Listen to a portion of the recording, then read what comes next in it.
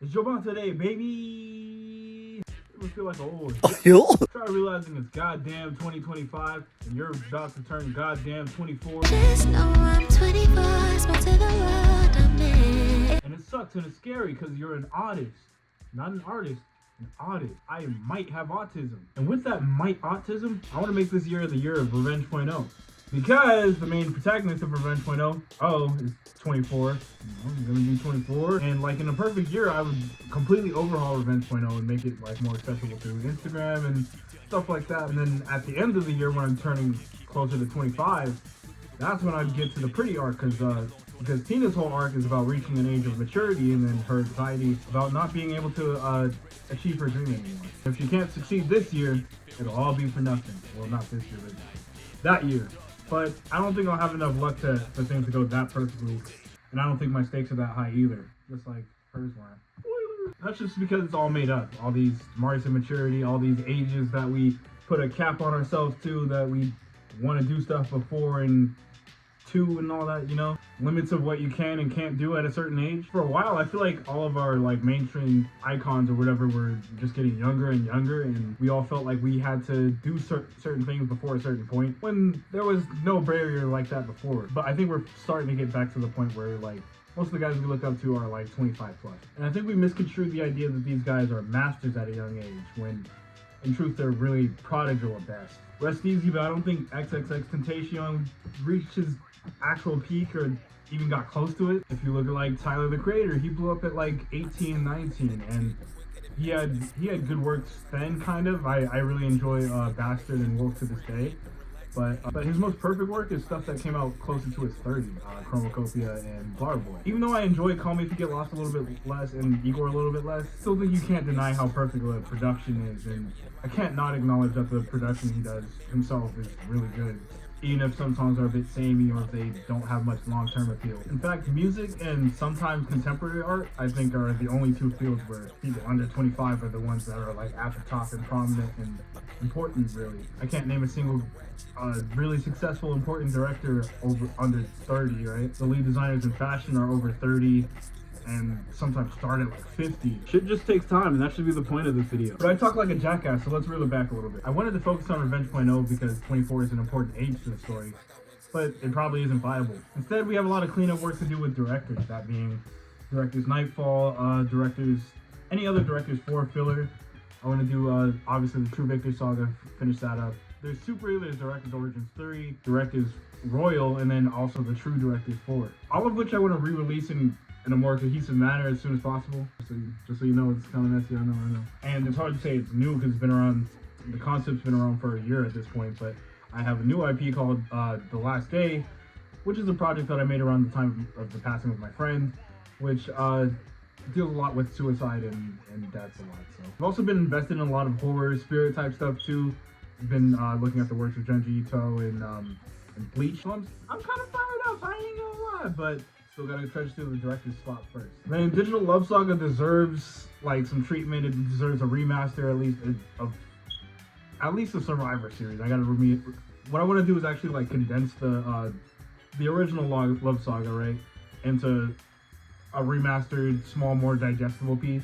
And then I also want to make remasters of Survivor 1 through 4, I think is what we got to, 4.5 or whatever. And then there's also the Digital Love Saga X Saga that I'll just re-release. I think it's actually gonna stand up pretty well, I think. But yeah, the original plan was there was gonna be a Digital Love Saga 5 trailer that released at one of the Dystopian Times Volume 2 launch party. Didn't work out.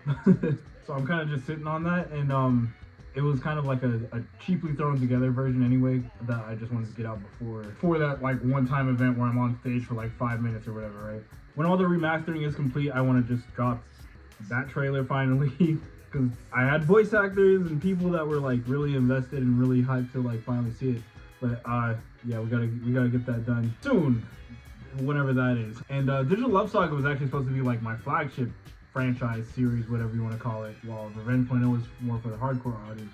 But now the spectrum kind of broadens a little bit, and I want to like soften Revenge.0 up a little bit and also just like cheese it up a little bit, because the whole point was, my brother at least was telling me what he liked the most about Death Note is that it's so like engaging without even having any action to it. Like there's not big fights or anything. People can just like listen to this fucking story and digest it. And that was also my philosophy. But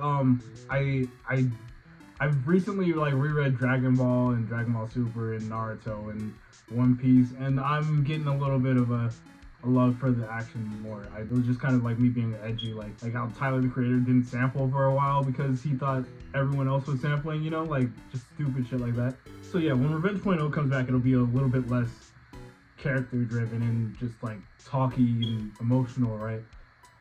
Especially since like when I first wrote it, I wasn't just like even mature enough to like understand what I was trying to say. But now that directors exist, and now that The Last Day will exist, and there's probably some other back pocket franchises that I don't want to bring up, I don't have anything like set in motion for, will be there. It's more of a spectrum now. So like directors kind of goes everywhere. The fillers will be more of that like action. It'll be between Digital Love Saga style of just like being completely cartoony, and Revenge.0 style of being like a little bit more action oriented now, but also not completely like narrative driven. And then you have like the complete opposite side of the spectrum with Revenge.0 still having those themes a little bit, but not as prominently. And then The Last Day, which is like straight up just like death, suicide, a lot of talking, no action whatsoever. And then just to address some things like about directors in general, I feel like a lot of people don't understand why I would do it.